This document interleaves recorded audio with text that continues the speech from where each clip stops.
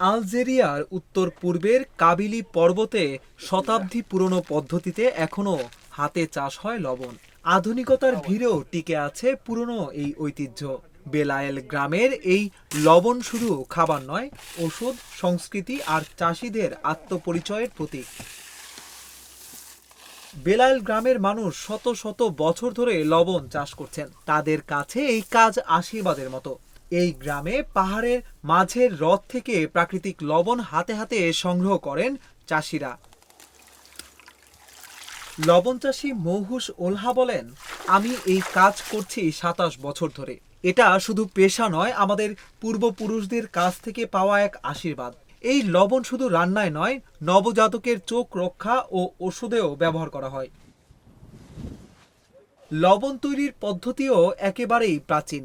গ্রীষ্মের গরম রোদে প্রাকৃতিক লবণাক্ত পানি ছোট ছোট পাত্রে রেখে দেওয়া হয়। কয়েকদিন পর পানি শুকিয়ে জমে ওঠে লবণের স্তর। পরে পুরো কাজটাই করা হয় হাতে। জমানো লবণ পরে ধুয়ে পরিষ্কার করা হয়, তারপর শুকিয়ে বিক্রির জন্য প্রস্তুত করা হয়। লবণ মৌসুমে প্রতি শনিবার জমে ওঠে ঐতিহ্যবাহী লবণের মেলা। প্রতি কেজি লবণের দাম ৯০ দিনার। এই মেলায় শুধু লবণ নয়, বিক্রি হয় পাহাড়ি মশলা, জলপাই তেল, শুকনো ডুমুর আর মরিচও। দোকান থেকে কেনার সুযোগ থাকলেও বেলায়েলের হাতে তৈরি লবণ কেনার জন্য বার্ষিক মেলায় ক্রেতা ও দর্শনার্থীদের আগ্রহ থাকে। ক্রেতা রামদান মেগাউচ বলেন, আমরা প্রতি বছর আসি এই লবণ কিনতে। এটা আমাদের পূর্বপুরুষদের বানানো পদ্ধতি।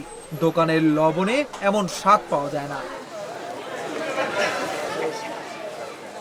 লবণ চাষী ইসমাইল রাবিহি বলেন, এখন অনেকেই দোকানের প্যাকেট লবণ কিনে, কিন্তু তারপরও আমাদের হাতে বানানো লবণের চাহিদা কমেনি।